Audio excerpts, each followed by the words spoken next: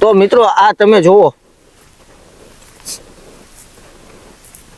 હવે આટલી પા આ 6 ઇંચ પા છે મિત્રો।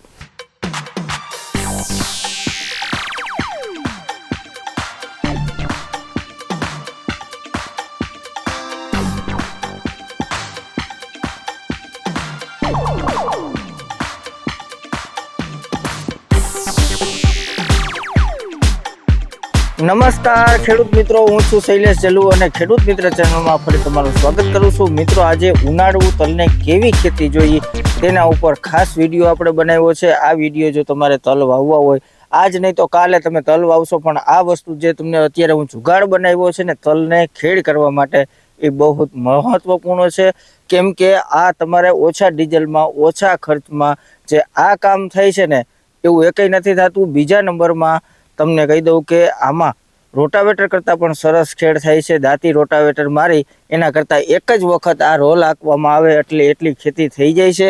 એનું તમને ખેતી પાંખ કેટલી કરે છે અત્યારે એ પણ તમને હું બતાવી દઈશ।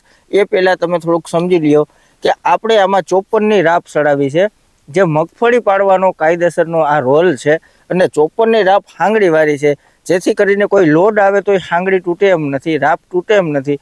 એટલે પછી ટ્રેક્ટરની કેપેસિટી 54ની રાપ બેહાડવાની પૂરેપૂરી હોય છે, એટલે આ રાપને જેટલી બેહાડવી હોય ને એટલી આપણે બેહાડી શકીએ છીએ। અને આપણે વિડીયોમાં જોઈએ એમ કે વાહે રોલ આવ્યો આવે છે તે કોઈ ઢેફું છે ને કદાચ નીકળવું હોય તો એને દબાવીને ભાંગી આવે છે, જેથી કરીને એટલી સ્મૂથ ધૂળને મુલાયમ રાખે છે, જેથી કરીને આ રોલ હાંકીને આપણે તલનું વાવેતર કરીને અમે અનુભવ કરેલો છે। એક વખત રોલ હાંકેલો છે, એક વખત દાંતીને રોટાવેટરથી ખેડ કરેલી છે। તો જે તલ રોલ હાંકેલ છે ને એમાં જે વાવેતર કરવાની મજા આવે, એમાં જે વાવેતર કરવાની મજા આવે, એનો ઉગાવો અને એમાં ઉત્પાદન પણ સારું મળે છે। કુદરતી શું ધડો તૂટે નહીં, એનાથી કંઈ ફાયદો થાય છે કે એ XYZ આપણને ખબર નથી, પણ મારા અંદાજે જે આપણે નીચેથી રાપ ધોઈને કઈ રીતે અટાણે રાપ આમ પડવું જોઈએ ને, તો જે રોલ હાંકી નાખીને એટલે બજર આપણે જેવી હોય ને કે લાપસી જેવું પડવું થતું જાય છે, હાવ સ્મૂથ મુલાયમ। અને મુલાયમ વસ્તુ જે થાય ને એમાં ઉત્પાદન સારું જ થાય છે। અને આપણે મિત્રો દાંતી મારીને એટલે દાંતી મારી એટલે જમીનને જે અંદરથી વીખી નાખે છે, જેથી કરીને પાછી પકડાતી નથી ને એમ તલ નબળા રહેતા હોય તોય પણ બને, આમાં હુકારો ઓછો આવશે એવું પણ જોવા મળે છે, એવો પણ અનુભવ થયો છે। રોલ એટલે અત્યારે આ હાથી આપણી પાસે ફિટ નહોતું, આપણી પાસે દાંતી રોટાવેટર બધું કમ્પ્લીટ છે, બે ટ્રેક્ટરો છે, તમને ખબર છે, છતાંય મેં અત્યારે આમાં જે કપાસ પાડવાની રાપુ ફિટ કરેલી હતી તો છોડાવીને હેરાન થઈને 1 કલાક આને ફિટિંગ કર્યું, કેમ કે આ બહુ જરૂરી વસ્તુ હતું। અને તમે વિડીયોમાં બતાવ્યું હતું કે ભાઈ જોવો છો એમ કે આપણે અત્યારે થાંભલો પહેલાં હાંક્યો હતો કે પારા જીરાના ફોરવા માટે ટ્રેક્ટરથી ઇલેક્ટ્રિકનો થાંભલો મારી 2 વખત અને પારા આપણે ફોરી નાખ્યા છે। અને પારા ફોરીને ખેડ કરવાની કંઈક ખાસ મજા આવે છે। અને થાંભલેથી આપણે જે પારા ફોરીને મિત્રો એક જમીન રેવલ આખી બંધાતી જાય છે। અને અત્યારે તમને વાત કરું ને તો અત્યારે કેટલું સરસ મજાનું આ કામ થાય છે, આપણે જોવો છો કે એટલું મસ્ત રીતે હાલે છે અને કેટલી પા થાય છે ને એ હું તમને જરાક બતાવી દઉં। તો મિત્રો આ તમે જુઓ,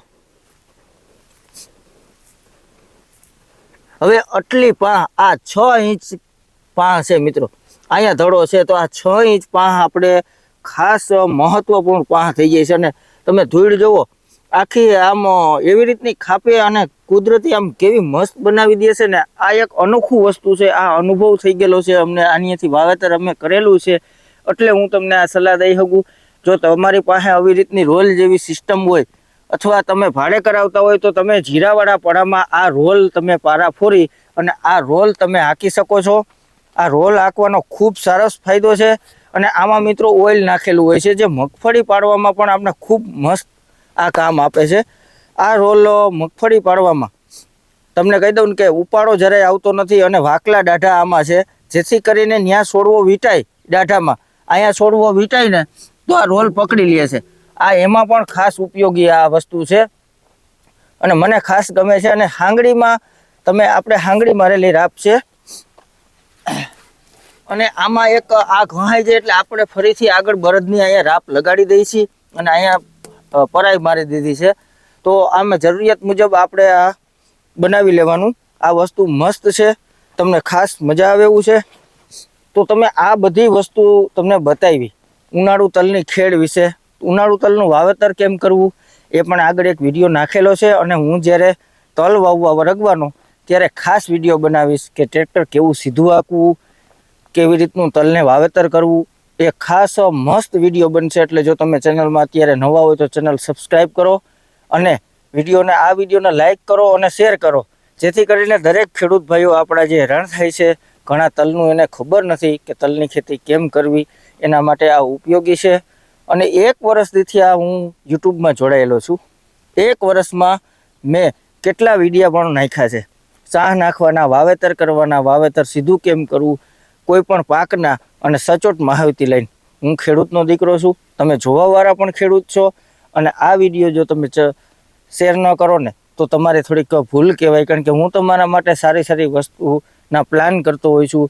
તો કેવું બતાવવું તમને, કેવી રીતે આપણે ખેડૂત ભાઈઓ આગળ આવે, એ વાતથી આપણે કાયમ જોડાયેલા હોય છે.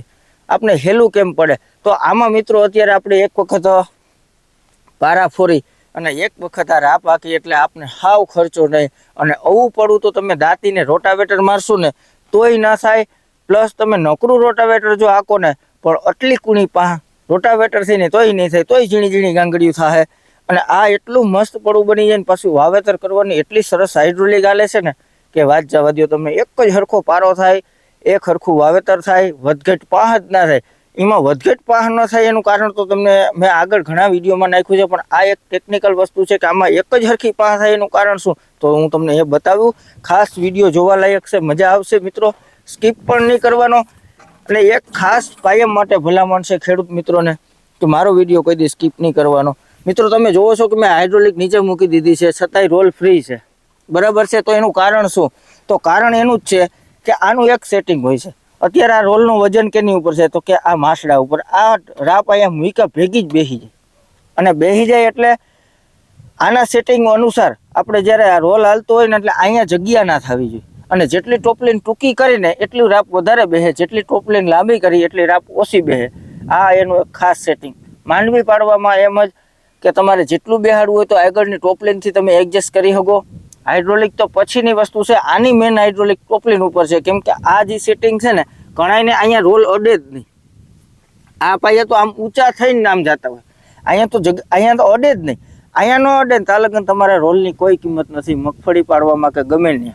રોલના ઘણા બધા ફાયદા છે. એક ધારું સેટિંગ રાખવા માટેથી આ રોલને બનાવવામાં આવ્યો છે. પ્લસ મગફળી ઉપર આમ હાલ્યો જાય તો ઢેફા ભાંગી જાય તો મગફળીમાં જે ધૂળ હોય ધૂળ નથી થતી અને ઘાયે ભેગી કરવામાં સરળ પડે છે. એટલે આ રોલના ઘણા બધા ઉપયોગ છે. અને મેન વસ્તુ આ કોઈને ખબર નથી, મેં ઘણા વિડીયોમાં બતાવ્યું છે કે અહીંયા જગ્યા બધાને રહે છે, આમાં જગ્યા નથી રહેતી. જેમ આમ હાઇડ્રોલિક આપણે ટોપલીન ટૂંકી કરી એમ આ પાટલો છે ને આમ થાય, એમ થાય એટલે રોલનો વજન આની ઉપર આવ્યો. જેમ આપણે ટોપલીન લાંબી કરી એમ પાટલો આમ સેવો થાય, સેવો થાય એટલે જગ્યા થઈ, જગ્યા થઈ એટલે રોલનો વજન આની ઉપર આવ્યો નહીં, એટલે રાપ ઓછી બેસે. જેમ જેમ આપણે ટોપલીન ટૂંકી કરશું એમ ઊંડાઈ લે, જેમ ટોપલીન લાંબી કરશું એમ ઊંડાઈ નહીં લે. આ રીતે આ રોલનું સેટિંગ કરેલું છે મિત્રો. આ રીતે આ ખેડ કરી છે. હવે આપણે તલ વાવશું ત્યારે ખાસ વિડીયો બનાવશું, પછી થ્રેસરના ધાણાનું સેટિંગ, જીરાનું સેટિંગ, બધા વિડીયો નાખી જ છીએ અને નાખશું. જે પણ બાકી છે આપણી ચેનલમાં ટોટલી ખેતીના ઉપયોગી વિડીયા તમને જોવા મળશે. તમે કાયદેસર જો ખેતી કરવામાં તમને શોખ હોય અને ખેડૂત હોય તો મારી ચેનલમાં તમે સબસ્ક્રાઈબ કરેલા હોવા જ જોઈએ.